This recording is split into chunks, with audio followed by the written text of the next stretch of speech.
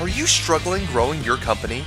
Would you like to be on Inc. 5000's list of greatest and most inspiring entrepreneurs for 2018? Well, our guests today are going to tell you how they grew their business 1,000% over the last year and how they got onto Inc. 5000's list for 2017. So sit back, relax, and take notes. Part 1 of Thor's interview with these two kick-ass entrepreneurs is coming up next. Welcome to this edition of Peak Performance Podcast with your host, Thor Conklin. Thor will be sharing the necessary tools, strategies, and psychology you'll need to become a peak performer in any area of your life or business.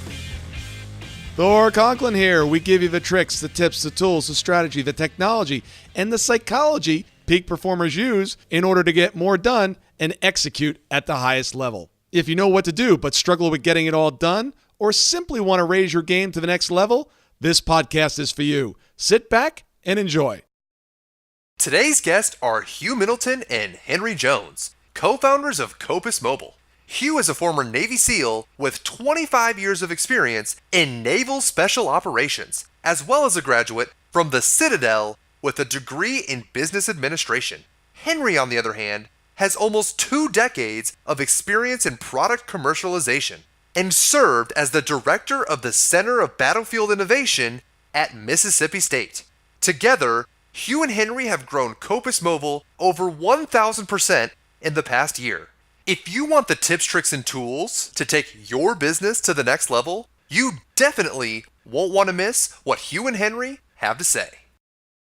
Henry, Hugh, thanks for joining us today. You know, I've got to start with the first question. How the heck did a rocket scientist get together with a Navy SEAL? How'd that happen? That's actually a pretty funny question, and sort of the what makes our company function as well as it does is it's a very, very odd mix of giant-brained folks and guys that used to run around, carry guns and blow stuff up. We actually used to work at another company together, and Henry was hired as the CTO and quickly found out that company was not going to do what we thought it was going to do. And it was really his idea to come up with the idea of spinning out and creating Copus Mobile. Nice. So he was the brains behind the operation. You were the muscle? You could say that. If you saw him, you'd realize that he doesn't have any. So. Fair enough. And I could get a little bold here with the Navy SEAL because I don't know how many hundreds of miles away, so I'll have to be careful here. But you guys created an incredible company. You were on the Inc. 5000 this year. You had 1,000% growth in 3 years in 2016. Just over $2 million in revenue. Number 384 on the list.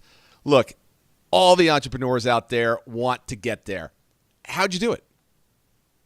Thor, I wish that the answer was more complicated, but at least as far as our market goes, we just needed to listen to what people were asking for and then build it. We went into this thinking it was going to be a big challenge to make people happy, but actually what's important is keeping things simple and reliable and rugged. And if you do that, they'll be happy. Don't give them a bunch of bullet points on a market sheet. They've got other bullets they worry about. Yeah, ask them what they want, figure out where the pain is, what's missing, and then backfill. And so many times entrepreneurs go out and they create this baby, this thing that they love, and they go, everybody else is going to love it. I know they will, and that doesn't go anywhere. So it sounds simple, but you've got to find out from the marketplace of what you want. And Hugh, with your background, I mean, you've been in the field. You know what works and what doesn't work. Were you developing products for niches or areas that you felt there was a need in? Generally, yes, but again, like Henry said, we pride ourselves on listening to what we hope end up being our customers, and finding out exactly what their pain points are. Whether it's a paperwork that's just a pain in the butt that they have to do, or something that as simple as a video system so that they can see what their buddy sees around the corner. One of the things that I think I did a pretty good job at when we first established the company was letting these guys know that things were super, super simple. I can't tell you how many times we had engineers come in on different radio systems, different optics, different whatever it was, and it was a week-long. We didn't need that. It was as simple as, how do I turn it on? How do I turn it off? How do I change the batteries out? And when I break it, because I'm going to break it, where do I get the next one? It was simple as that. Yeah, Thor, one of the things that it's now part of our culture, but it wasn't this way initially. Engineers love to come up with new ideas and new fancy things, and we'd present this list of all the stuff that our product was going to do, and Hugh would just go, no, no, no, no. Oh, okay, that's pretty cool. Can you make that happen? Okay, great. Okay, no, no, no. And so we'd end up with a whole lot different end result than the engineers would have started with, but it was exactly what the customer was looking for. Yeah, wasn't it the TRX bands? Weren't they created by a Navy SEAL? Indeed, they were, and I actually know him. He was at the same command that I was in the early 2000s. And what a brilliant, again, super simple idea. I needed something to work out in a very austere environment, so I just used some cargo straps. And now I think they're in every hotel, or is everywhere. Yeah, absolutely. It's simplicity, and I think so often as entrepreneurs we overcomplicate it because we think if it's overcomplicated, the market's going to like it better. Where just simple simplicity usually wins the game. Yeah, the world keeps getting more complicated, and most people are looking for simplicity in their lives, and there's actually a lot easier to find. Well, I don't know about easier, but there are more opportunities to find ways to make things simpler that people will enjoy, as opposed to making their lives more complicated. Now, you serve a couple different niches. What's the difference between those, and what are some of the uniqueness for each of those lanes, I'll call them? So the big two markets that we serve are the military and law enforcement. And to some extent, there are a lot of obvious similarities. But one of the big differences is budget and how those budgets are decided and where they come from. And to some extent, what they're focused on. They've got, in the military, a much broader range of equipment. The mission scope is much broader in a sense. They can be all over the world. The law enforcement mission set is a lot it's a lot simpler. The budgets are tighter, and the budget cycle can be it's going to be long in either one of them.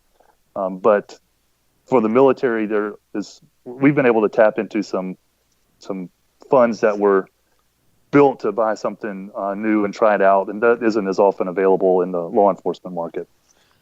And if you had to give some people advice that want to break into the law enforcement area or the first responder area, did you learn anything along the way of, okay, we tried it this way, that didn't work.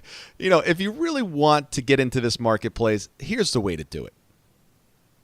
I would say is interview, find as many folks in that market, whether it's a firefighter, law enforcement, SWAT guy, you name it, and ask them as many questions as you can and find out what their problems are, how to make their lives easier. And I think the other thing that I would recommend is learning how their budget system works. A lot of law enforcement agencies around the country rely on grants, and understanding that process, how to help them out with that in a lot of cases certainly benefits both parties. But it's finding out what the problems are, and their lives are as difficult as anybody's, and the things that they have to put up with on a daily basis. So anything we can do to help them out, to just take an hour out of their day that they would have spent doing some sort of paperwork when they could be training, on a firearms range or what have you, is a big plus for them.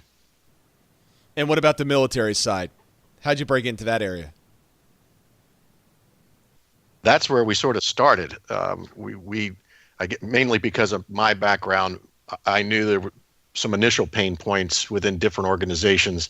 And again, there's a lot of things that the military deals with equipment-wise that is just super complicated, super expensive, very heavy, lots of cables.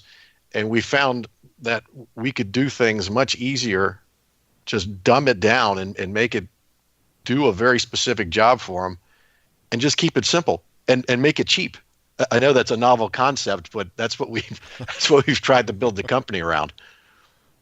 one of the basic premises when we started the company was we looked around when we would go make some visits to the guys, whether they're in the military or in law enforcement. They're in uniform. They're normal people like us. They were checking sports scores during breakfast, and then in the case of our military, it's the finest fighting force in the history of the world, and they're having to put their smartphone in a cubby and do the rest of their job the rest of the day. And so we knew there was an opportunity to take advantage of the miracle of smartphones and tablets and tie it into their equipment, which was capable, but to some extent older and difficult to replace wholesale. So we've had a lot of success in tying smartphones and tablets into existing equipment and giving them a brand new user interface and connectivity and all the things we appreciate and are used to as civilians that surprisingly weren't a part of the military or law enforcement world. How crowded is your marketplace? It just seems a natural progression that this should be all tied in. How big is the market? Are you competing against, 5, 10, 20 other companies in this space, or are you really the only one doing it? There are a couple of other companies that are in our space that we bump heads with from time to time, but honestly, the opportunity is big enough, and also the skill set required is unique enough and difficult enough to put together that there seems to be enough room for everybody at this point. Now, I'm sure both you guys are pretty competitive, or you would not have had this growth rate. What do you employ in order to, let's just face it, crush the competition? One of the reasons that we've been able to be successful is that we go out and we listen to the problems, as Hugh said before, and some of these problems are difficult. They sound impossible to the layman, but we've got an excellent technical team that's able to solve those problems. So we sign up for them. Our customers are happy that they now have a solution to something they didn't know existed. Our technical team is happy because they're working on difficult, important problems.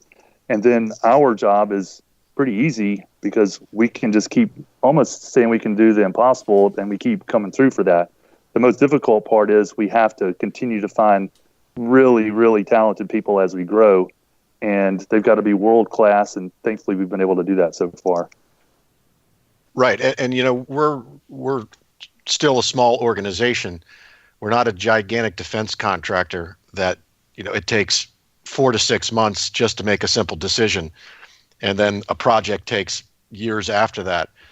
Our decision-making process on whether we take on a project is really short, and our current customers really like how we do things in a very iterative way, where we go back and forth with them. We'll storyboard everything out, and we're not a fire and forget development company where if we develop an app and then off you go, and that's the last you hear from us. Our customers hear from us all the time because we're constantly following up with them, because customer service is a big deal for us. And in this mobile world, you can't do the fire and forget because an app needs to be updated or a device needs to be updated. And the bottom line is that when one of our customers goes out and does their job, whether it's in training or an operational environment, our product has to work every single time, and we try to pride ourselves on making that happen because of the jobs that our customers do. I know when you were out at the you guys actually attended the Inc. 5000 gala out in, was it Palm Springs? Yeah, Palm Desert. Palm Desert. One of the things when you get an opportunity to spend time with amazing entrepreneurs, you generally pick up a thing or two. What are some of the lessons that you learned out at the event? One of the big lessons that I learned that I took away was how important it is to create projections, even when you are relatively new and you can't quite feel that confident about where things are going next year. You've got to come up with your best guess, and you've got to share that with your team so that everybody knows what we're trying to accomplish, how we're going to try to accomplish it, when we're on target, when we're off target, and just saying, well, we don't know enough to make a general assumption about where we're going. Too many things can be derived from a decent projection about what you think the next year is going to be like. Hugh, what about you? Well, I actually did not attend, so I'm taking Henry's notes on all the people that he talked to, and I had the fortunate experience of So I think who was the one of your business idols, Henry? I think you spoke to out there that I thought was pretty interesting conversation. Yeah, Norm Brodsky, who is an Inc. columnist. I've followed his column forever, read his books, think really highly of the way he approaches business, and I was able to have some extended conversations with him, and that was a lifelong goal for me, was to talk to him at an Inc. 5000 conference, and I made that happen. Thank you so much for listening today. I really do appreciate your time, and I hope you found today's show valuable. If you would like to receive these shows automatically to your phone or to your computer, simply go to iTunes and subscribe. After listening to several of the shows, if you're so inclined, please leave us a 5-star rating, as this helps us reach additional people and spread the message. If you're truly committed to taking your life to the next level and doing whatever it takes to become a peak performer, but something's holding you back, something is blocking your way, and you just can't seem to figure out what it is, send me an email to info@thorconklin.com, and I'd be more than happy to get on the phone with you. We'll schedule a 15-minute discovery call. No obligation, no cost. I absolutely love to hear from the listeners, and if there's something I can do to help, I'd be more than happy to do that. Also, if you found something of great interest in today's show and you want to share that with your friends and family, simply go to my Facebook page, Thor Conklin, click on the episode, hit the share button, and share it on your page. You can follow me at Twitter at Thor Conklin. The website is thorconklin.com. We're constantly adding new free resources, discussing additional tricks, tips, tools, and strategies on how to be a peak performer. Remember, I try to keep these episodes short so you can listen to them during dot time, doing other things, commuting, driving, walking, working out. Decide to be a peak performer in all that you do. And until tomorrow, have an absolutely amazing day. Be on the lookout for part 2 of our conversation with Hugh and Henry, where they tell us the secret to instilling trust in both their employees and their customers, as well as how they maintain the energy needed to get everything done on a daily basis. I'll see you guys on another edition of Peak Performers Podcast.